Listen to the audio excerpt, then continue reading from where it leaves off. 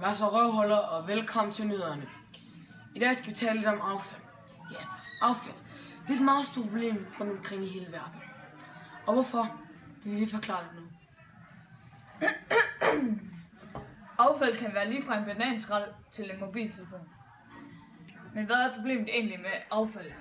Skifte til Cuba fra Polen. Jamen er vi på?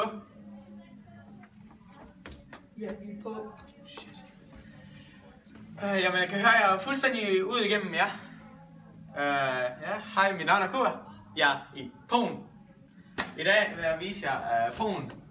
Som I kan se, det er ret flot. Der er skrald over det hele, jamen sådan er Polen. I kan se, der er skrald over det hele. Hvad er det? Ej, er det ikke lige nice, sige? Det kan man da sgu genbruge. Er der noget? Ej, der er noget inde i.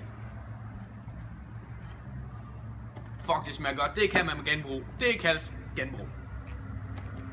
For helvede, hvor er det gross, det der Cuba. For helvede. Ej, hvor gross.